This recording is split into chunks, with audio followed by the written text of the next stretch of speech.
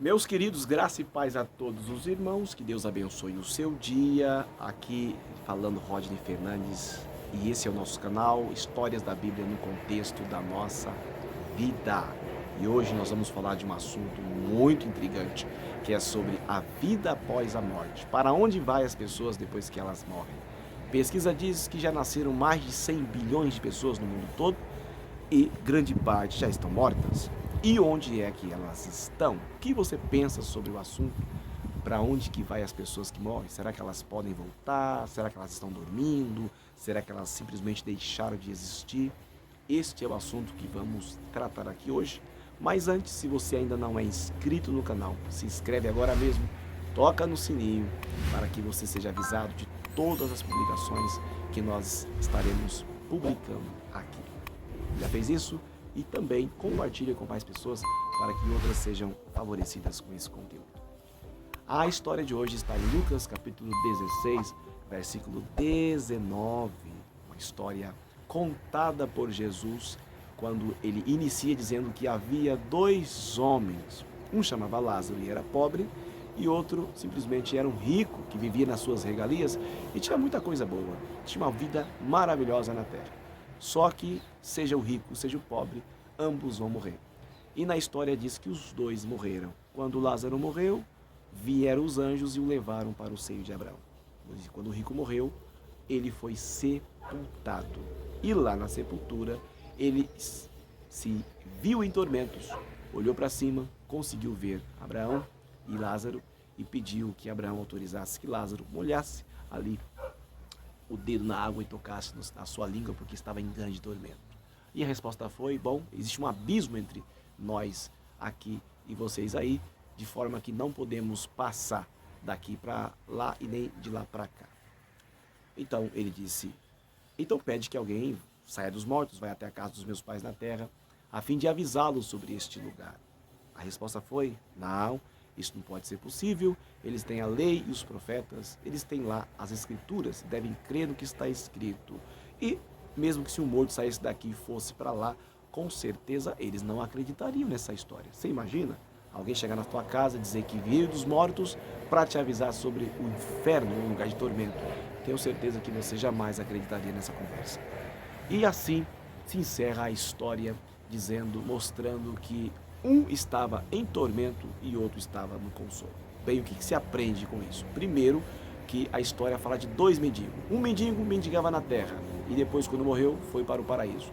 O outro era rico na terra, mas quando morreu, virou mendigo. Ele começou a mendigar lá no mundo dos mortos, mostrando que ele não pôde levar suas riquezas, não pôde ser lá no mundo dos mortos quem ele foi aqui na terra. Bem, mas os pontos a considerar: ele tinha consciência, porque ele sabia o que estava acontecendo e quem eram os seus parentes, que ele tinha irmãos aqui na terra. Ele tinha visão, ele enxergou o outro lado, ele também conseguiu ouvir a voz, sentiu na sua pele e ele tinha lembranças, sabia exatamente quem ele foi. Primeiro ponto a considerar: a pessoa que morre tem plena consciência de tudo e também os órgãos sensoriais funcionam perfeitamente, pelo menos é o que se percebe ali. E segundo que a gente percebe ali, existe dois lugares após a morte. Um lugar onde haverá o tormento e o outro onde haverá consolo. Um grupo de pessoas que morrem vai para o consolo e outro grupo vai para o tormento. Quem rejeita a graça vai para o tormento, quem aceita a graça vai para o consolo. Lázaro, quando morreu, o anjo o levou para o paraíso. Quem, portanto, morre tendo recebido a graça, os anjos o acompanham para o paraíso. No caso do rico, não tem anjo acompanhando ele. É um outro ponto a se considerar, certo? O mundo dos mortos, ele, no caso, era dividido em duas partes, né? Tanto que na história mostra que dava para você ver de um lado para o outro. Um lugar via o outro. Só que não era possível essa conexão. O contato de um lado para o outro não era possível. É assim que a gente entende na história. Alguém pode dizer: ah, mas é uma parábola. Bom, Cristo disse que aconteceu. Parábola vem do grego parabolé, que quer dizer comparação. Claro está que não é uma parábola. Na história em questão, Jesus disse: pai Abraão. Ele cita o pai Abraão, cita Lázaro, ele cita nomes de pessoas Isso confirmando que não é uma parábola, não é uma história, não é uma representação de gentios e judeus, como alguns querem interpretar. Ali, de fato, é uma história verídica.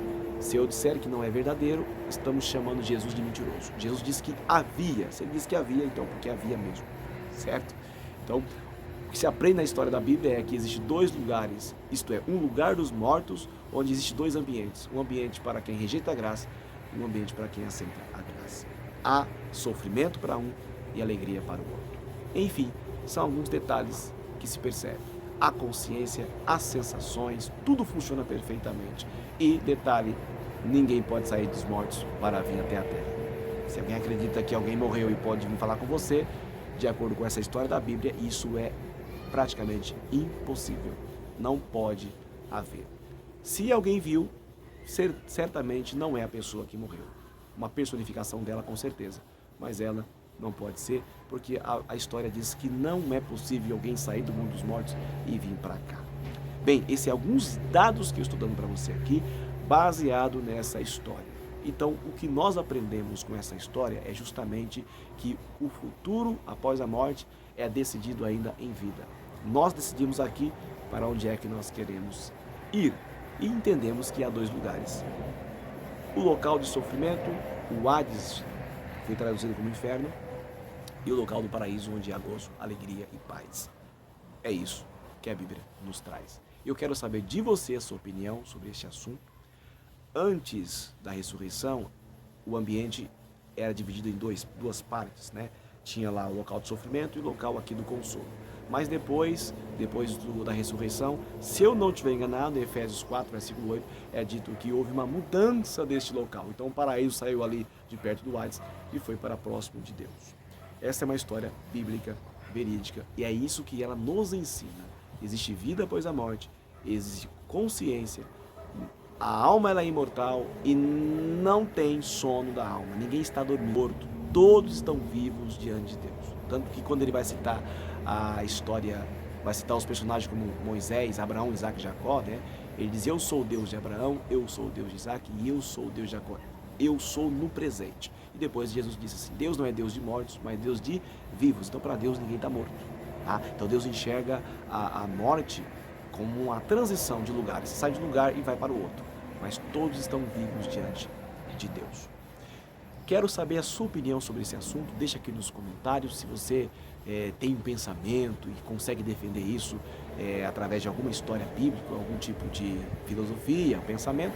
Põe aqui nos comentários. Será um prazer ler, compartilhar com você também esse pensamento, tá bom?